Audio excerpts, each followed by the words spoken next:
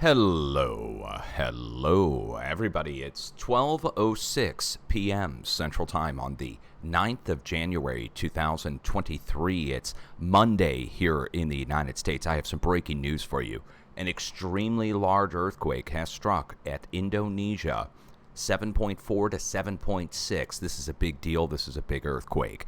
And this is the earthquake we were looking for to strike in this spot. I issued a warning for this S-shaped bend of the plate boundary here at Indonesia going to Philippines 6 days ago, and issued the warning for 7.0 to strike, the first one in months. And now the earthquake has hit the S-shaped plate boundary. Now this is the second 7 to strike in the past 2 days. We had a previous 7 to strike over here next to Vanuatu on the plate boundary over to the east by 4,000, 5,000 miles to the east. Now, we have a series of deep earthquakes that have taken place down below the locations in question. These deep earthquakes are raised high off the globe so that we can, of course, see them easily. And you'll notice the shallower, larger 7s are sandwiched in between our deep quakes. Think of these deep quakes like people lifting on the underside of something. And when you lift on the underside of something which is broken or has a crack going through it, let me show you the crack we're talking about here, is the red line in the plate boundary of the Indo-Australian plate. Now, the red earthquake here is the big one that just hit, and we had the warning going right here at the S-shaped bend in the plate between this plate boundary to the east and this plate boundary to the west. And we expect the energy to flow across the area. Let me show you which way we expect the energy to flow. The arrows tell us which way to look. At this point, we watch over to the west. And at this point, it's like a split or a Y junction in a river. We also watch to the north, where this will be divided 2 ways. So one way to the north, the other way to the west. And for the people up in Japan and Taiwan and all the way up to Kamchatka, Russia here, we need to keep watch over the next few days. I have a warning going in Tokyo, which I issued yesterday for up to 5.9. I'm going to take that up by a half magnitude. We're going to warn for 6.5 in Tokyo instead of a 5.9. If you're just now tuning in, a 7.4 to 7.6 earthquake has struck our warned area in Indonesia. Let's go over and check and see if the USGS has any kind of tsunami warnings going. I guess I'm going to need to go over and type it in. Tsunami.gov. There it is, tsunami.gov. Now this is going to take us, this takes us to the past warning from the other day, our last tsunami warning. Now, they don't have anything listed here yet, but notice they also don't have the earthquake listed yet. Now, that's really weird because they were on top of this earthquake, this 7 from the other day, within minutes. Well, here we are, and they don't have jack squat listed, not even listing the earthquake. Oh, no, man. Okay, well, I guess everybody's in a meeting. Let's go to the National Data Buoy Center. Go see what the buoys are showing. Well, we got a buoy in event mode right now. Buoy in event mode just detected. So no wave warning or tsunami warning with the USGS. That's suspect. Look at this, guys. We're getting about a tenth of a meter, so a few inches, actually out in the ocean. And this is different than it coming in on land, of course. So out in the ocean, you get a few inches rise or fall. When that comes in on land, it could be a few feet. Possible. Anyway, they don't have anything on tsunami.gov yet. That is super suspect and shady, considering they had the 7 within minutes. So 7.6, where did it come from? Our deep earthquake activity, down below the whole Pacific plate and adjacent plates. So let's go back over and show it to you this way on the USGS plate boundary map. The red lines again. The Indo-Australian plate, India, Australia. Down below it, something's been going on with deep earthquakes, spreading from all the way over here at Tonga, all the way back to Indonesia, up to Japan, down below this area here. And when we get activity down below it, then up above it, shallow, we start seeing shallower, larger earthquakes. So first a push underneath, then it comes up through the plate, and what's going on, I think, underneath, of course, we're down in the magma, down below the semi-fluid-like magma, and a disturbance happens down there. And then the wave comes up through the solid plate And up in the solid, we get a shallower, larger earthquake, like a ocean wave that's crashing against the shores, rocky shores, that the wave itself contains the energy, but until it comes crashing up against something solid, it's not realized as much. So there we go, the realization of the shallower, larger earthquake up above. And we would expect this to go out over to the west and carry on all the way out over to Europe. We would expect this to go up to the north, carry on past Japan up into Russia, and furthermore over to the United States, back around the Pacific Plate, following these red lines, and following the red lines out over into India, Iran, and Europe. So when I see multiple 7s strike in the course of 2 days' time in the West Pacific, I start to look for bigger earthquake activity to spread out as well. So if we're seeing 5s and mid-range 5s go as far north as Japan in the past couple days, we're going to see that take the next step up. It's going to go up to 6s, 6.5s. And if we see 4s going across over into Asia, well, that's going to take a step up to 5s. And if we see a 5.9 here at Afghanistan, that's going to take a step up to 6s. And if we see 4s here in Europe, guess what? We're going to be taking the next magnitude step up, upper 5, low 6. Aegean Sea, Gulf of Aden, Iran. These are all spots where I'm going to have to issue new earthquake forecast warnings in the next 2 days, when my first warnings expire. Now let me take you over to my YouTube page. This is very important if you're new here. Over on my YouTube page, 6 days ago, here's the video, 110,000 views.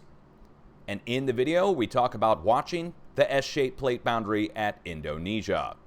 And you guys go back through and watch this, and we warned them for a 7, while we were talking about the guy who issued a warning for the West Coast to watch for a 7 in San Francisco, which was an erroneous warning, and he didn't correct himself and so forth.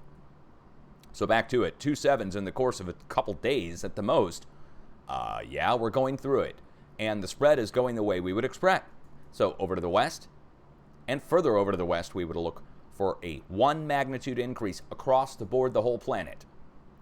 This gets into the United States. Across the board, the whole planet includes the United States. So where do we watch? We watch between our current sets of earthquakes. We have a cluster up in Alaska and a cluster down in the United States. You see that big open area there across the coast of Canada?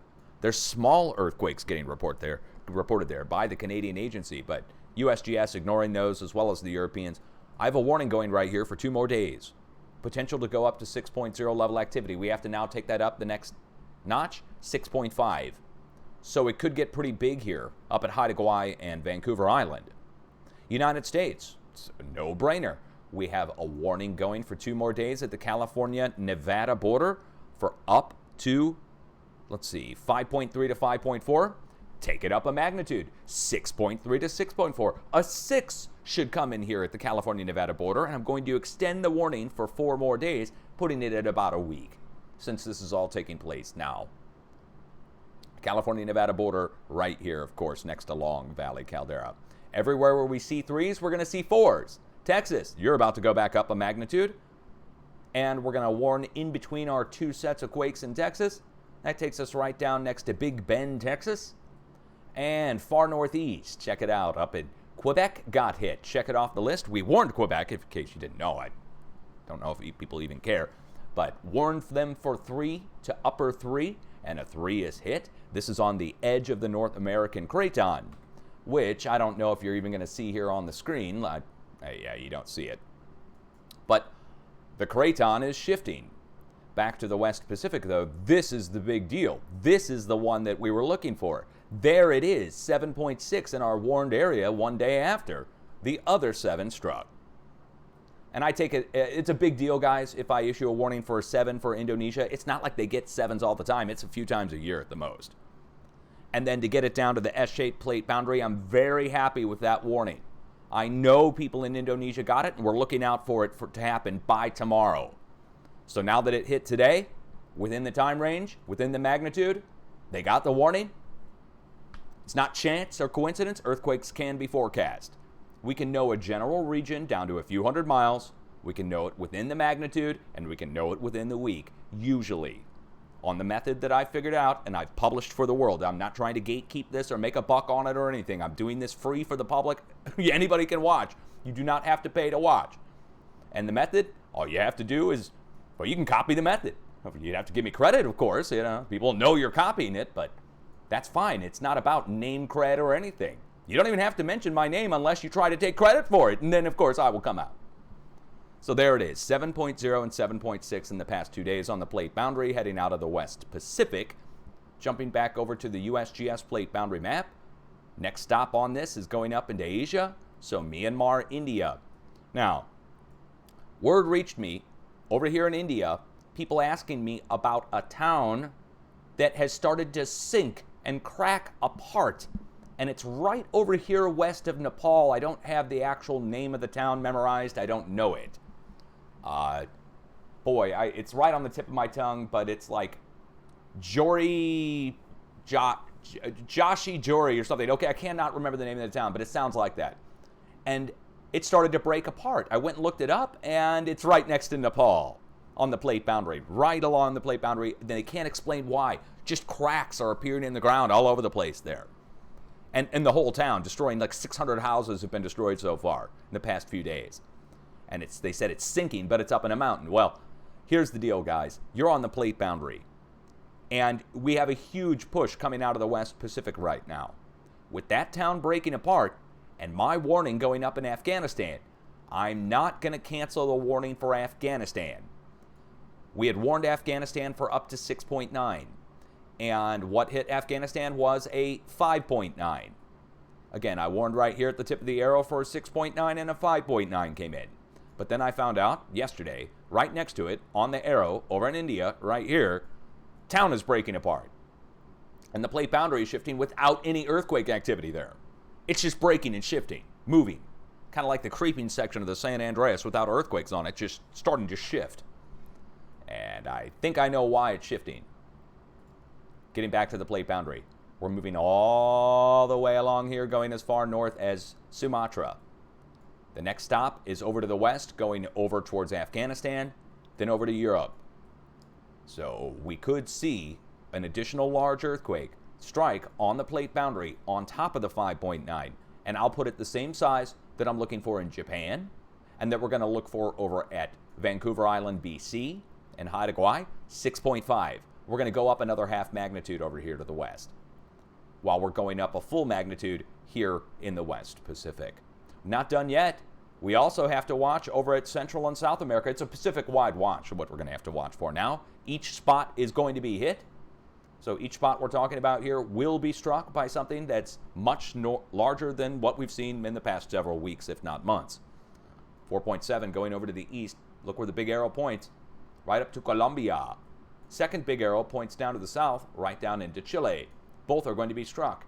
We're going to both see about the same size. I'm going to put it 1/2 magnitude less than what we're talking about over in the West Pacific. Should be 6s. 2 sets of 6s. 7s over here, 6s over here. Main energy looks like it's going to the west right now, guys, which is why I'm warning for 6.5s heading out towards Europe. And 6s heading over towards Central America, up at Colombia's coast, right in the middle where both sets of rings overlap. And down to the south, right in the middle, where all the rings overlap. That's on the border of Chile and Argentina. It's a big deal, guys. We got a lot going on, a 7.6. Now there's been enough time for me to probably go check and see if there's a tsunami warning issued with this. Okay. What? Okay. All right. Okay. No tsunami warning. I'm going back to tsunami.gov. Do they even have... They don't even have the quake. They don't even have the damn quake. It's out in the ocean. There's a buoy in event mode. The freaking quake isn't on here. You got to be kidding me, dude. Dude. Everything is so messed up. I don't care what party you're in. I don't care if you're an anarchist or a freaking whatever, a conformist. Can I press 1 in the chat if you agree with me that everything in the world is completely screwed right now, including this? You know, it's a sad day when a guy on YouTube's making more sense than the government agency that they all came out against. Oh my God. Okay. Do you have an earthquake plan? This is number one reason why you need to have an earthquake plan right here. Oh, you can't press 1 in the chat room. It's an emote only. All right. Choose your favorite emote and post it in the chat room on YouTube. Oh, my God.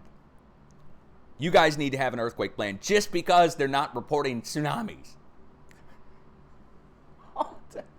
Just because they're not showing tsunamis to the general public anymore. Only when it's convenient for the mainstream media. They're all in some kind of meeting right now deciding what to do about this and that political BS.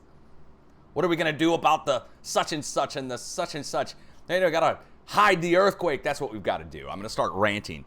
I'm a geophysics freak. When I see this kind of stuff, I start going ballistic. I'll go ballistic on your behalf. I'm your representative when it comes to quakes. Trust me, I'm rocking the boat enough. Anyway, you need to have that emergency kit dusted off. You need to have a change of clothes, a set of shoes. And I'm just going to tell you, you should go to the freaking store and stock up on a bunch of food. I'm not kidding. I'm totally doing that. Shit's getting ready to hit the fan across the board. Everybody's going to melt down once the normies find out what's going on in regards to everything.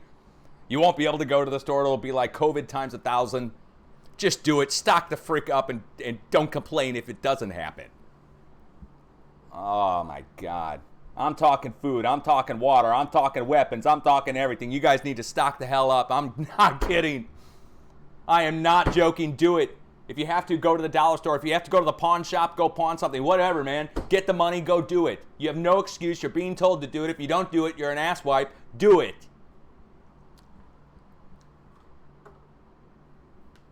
And have an earthquake plan while you're at it. You need to know what to do when an earthquake hits, of course. You need to take shelter underneath a table or desk. And overseas, they tell their citizens to run outside because the buildings are not capable of withstanding these big earthquakes. So they got cinder block and stone stack shanties, basically, in a lot of the houses. And they tell their citizens to run outside and cover their heads. I don't want to see my viewers doing that here in the United States. You need to take shelter underneath a table or a desk. And it won't stop a collapsing structure, however. So if you're not confident in the structure that you're in, of course, you do need to have an exit plan. But it's like a fire drill mixed with something that's hard to walk. So if you're trying to run, you good luck in an earthquake. And if you're running outside, you got to know where to go. Otherwise, you might be running into a power line or a broken gas main or a collapsed sewer or something. It just, God knows what's outside. So you have to know your surroundings. This is called Adulting 101. You actually have to know your surroundings and know what the hell to do when shit hits the fan. You don't want to run around and scream earthquake. Everybody already knows it's going on. Sorry, I'm getting a little sarcastic because the tsunami's not even listed on tsunami.gov, and there's an actual buoy in event mode. There wasn't even a buoy in event mode the other day when they issued the tsunami warning over for the 7. I feel like they're ignoring the quake. It's just, I don't know what the hell. It's so weird. All right. I mean, they should at least have the quake on there. The fact that they don't even have the quake on tsunami.gov is troubling. So even if there is no wave, they list those huge earthquakes, especially when they're in the water. Dude, all right. 12:24 p.m. I'm saving this as a video. Everybody needs to see it uncut the way it is, just as it happens. I'm going to upload this over to YouTube, and we will watch it back. This is the second large earthquake in the past 2 days. I don't think we're done yet. This is exactly what we were looking for. You can go back and listen to my update from 5 days ago, 6 days ago, talking about the deep earthquakes and looking for this to happen. It's been many, many months, if not a year, since we've had back-to-back 7s like this a day apart. I want to say it was the start of this past year when we had our last back-to-back 7s. Or was it in the middle of the summer? It might have been in the summer. Either way, it's been months since this has happened. Any kind of 7s like this back-to-back. Now, one final thing I would like to mention, and this goes out as a shout-out to one of my viewers. And they said I could mention their name. It's okay. One of my viewers brought up the antipode issue.